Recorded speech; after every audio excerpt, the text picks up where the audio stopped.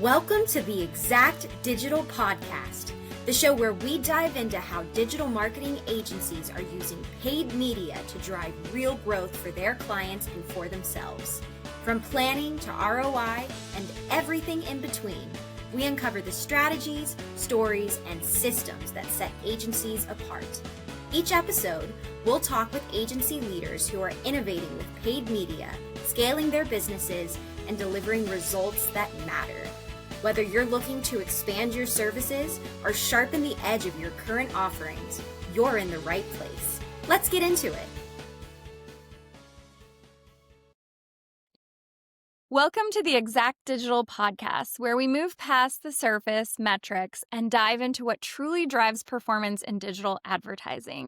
In every episode, we connect with marketing leaders, agency founders, and ambitious innovators who explore the strategies, tools, and fresh perspectives shaping the future of marketing today. Today, we're joined by a dynamic leader in marketing, tech, and strategy, Peter Malick. Peter is the founder of Inbound AV, a 9-year-old agency that doesn't just do marketing. He and his team make a 40,000-foot view across every customer touchpoint, integrating agency, UX design, custom development, branding, and HubSpot to help high-ticket businesses grow more efficiently. Welcome to the show, Peter. And why don't you start off by just sharing a little bit more about the work that you do? Absolutely. And Tiffany, thank you for having me on. I was excited to be here. Yeah. So Inbound AV, we sort of frame ourselves as a business development agency because everything is so interconnected in today's world.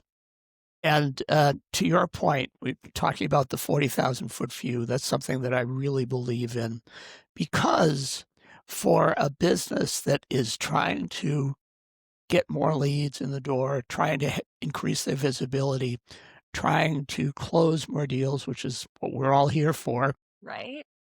it's complex. And you may have, for instance, the best, most effective paid ad running, and it's bringing tons of people to your site.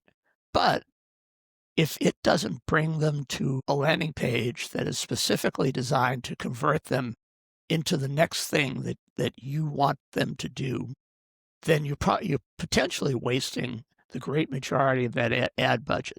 So that's just one of many examples that all along the way in today's very digitally focused world, it is super important that each step that a potential customer comes upon is pristine, that gives them the maximum possibility of moving on to the next step. And so that's kind of what we look at, and maybe it's a little bit long-winded answer to your question, but we feel like that's one thing that is oftentimes overlooked in marketing in general, is really what's the big picture. Mm-hmm.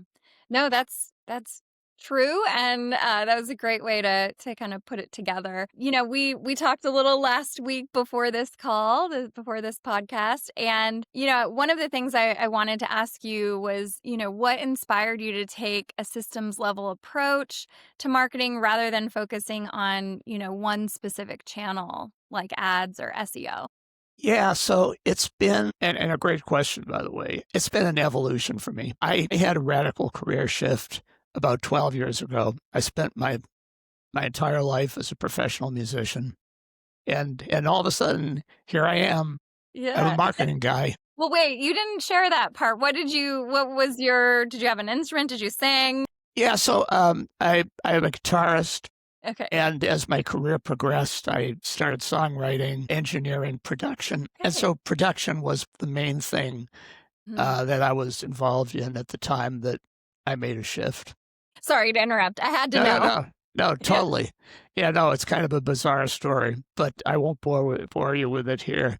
But here I am. The bottom line is here I am. So anyway, when I started out, I focused on a specific part of technology, which was marketing automation. Platforms like HubSpot, ActiveCampaign, Klaviyo, etc. And so that was my focus, is trying to use that to increase companies' businesses. And as I started to learn more, I realized that Yes, super important, and super important for pretty much every business out there. But it's not the whole picture. It's not the whole picture by a long shot. And I could give you an example of a client we work with that they sort of have this segmented business. It's one department doesn't talk to the other, doesn't talk to the other. And they spent about $30,000 one month on a LinkedIn ad campaign to just continue what I was saying in the beginning, like they didn't have any place to send those ads. And so the goal was to book meetings, and $30,000 later, they had 0 meetings booked. And so that's kind of like the radical example of how important the whole ecosystem is. Absolutely. Yeah, no, they all play a part together, with one not working with the other, then it's hard to have success, for sure. Totally. Yeah. Exactly right. Yeah, no, definitely. Well, tell me a little bit, I know you've been doing this a while, so how have client expectations changed over the last few years, especially with the rise of AI and automation tools? That's an interesting question too. I mean, I think the main part of client expectations changing has been driven by economic uncertainty. And that started to happen 2 years ago, 2.5 years ago. I mean, everything was wonderful for everybody. Interest rates were 0. Money was easy to come by. And so as those things have shifted, so has client expectations. And so what I see a lot of is that, first of all, our leads sort of come in with the news cycle.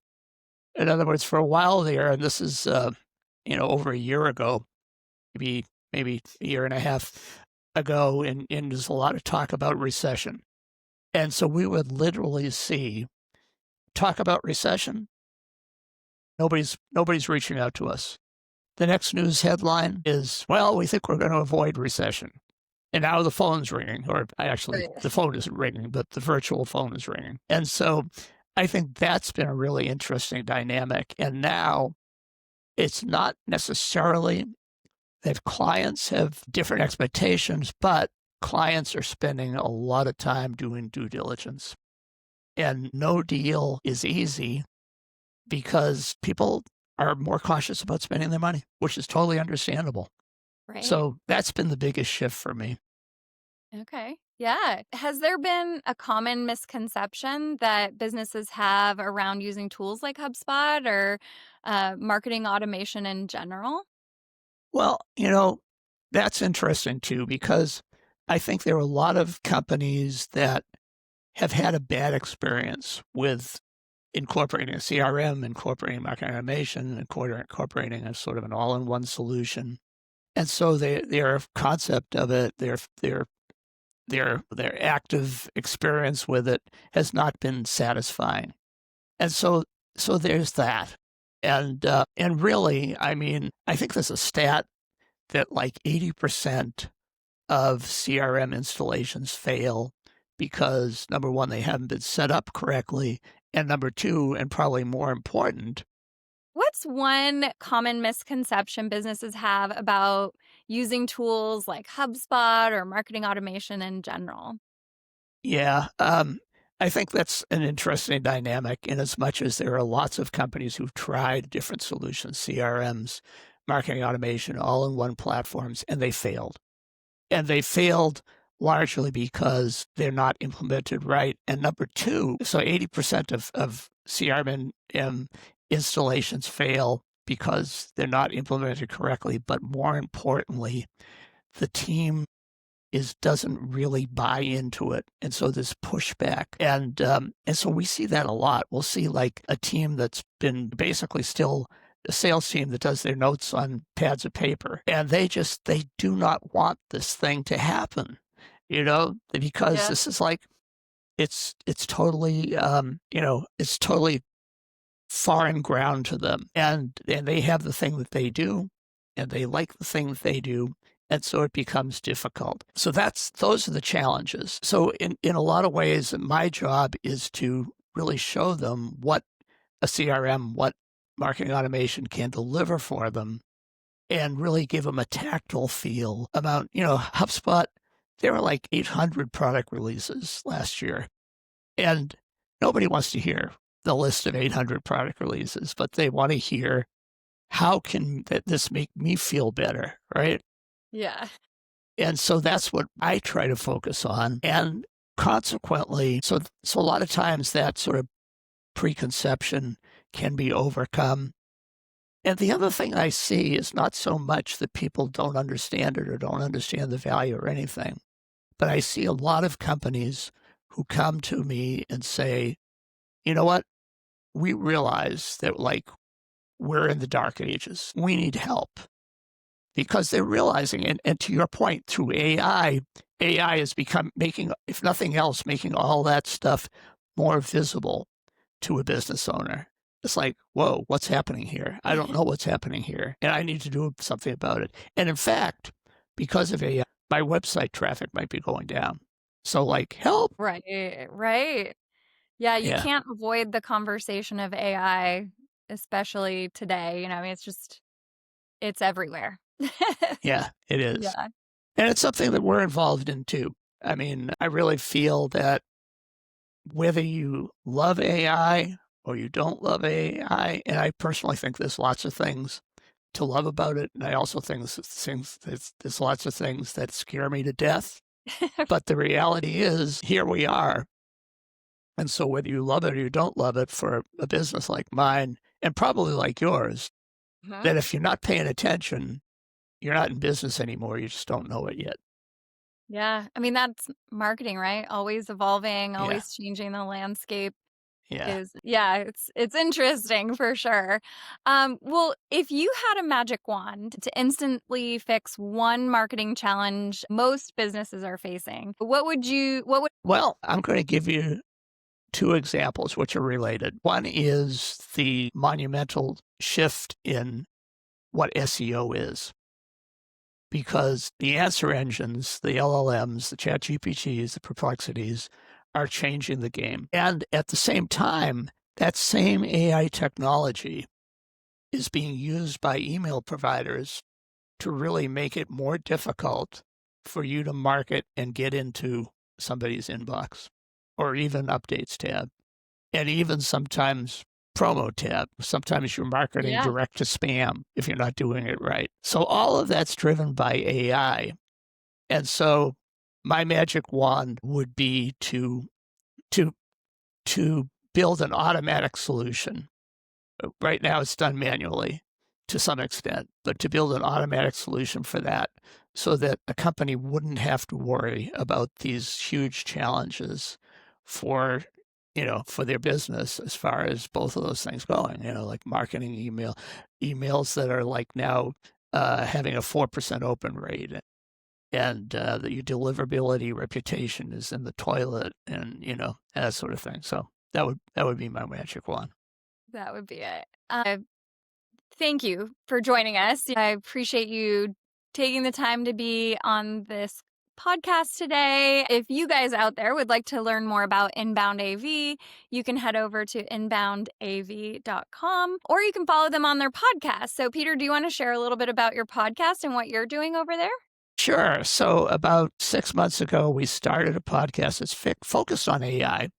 It's called Accelerated Velocity, as in AV. And we sort of look at innovations, new techniques around AI, but we also want to look at both sides of a development. In other words, let's say on one side, you have AI doing a lot of HR functions, screening job applicants. And that can be, first of all, incredibly impactful for the job seeker.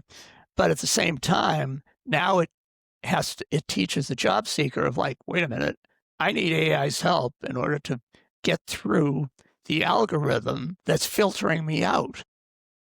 And not only that, but even on a more negative side, you have, I don't know if you've seen this, but there were North Korean bots that were actually taking job interviews and are getting hired.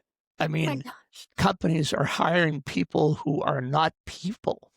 And so each of these innovations also has, it has the really potentially good side, and it also has the potentially bad side. So we focus a lot on that sort of stuff in the podcast. And where can people tune into your podcast? Yeah, so it's in all the usual places, Spotify, Apple Podcasts, you name it. And you can also find it on our website if you care to, poke around while you're listening to the podcast. And that's inboundav.com. Perfect. Well, thank you again for joining me. And thank you to everyone tuning in on this episode, brought to you by Exact Digital, your trusted partner for performance-driven media. From programmatic display to CTV, paid social, search, and beyond, we're here to help you grow. Let us know how we can support you. Have a great day. Thanks, Tiffany. Yes, thank you. All right.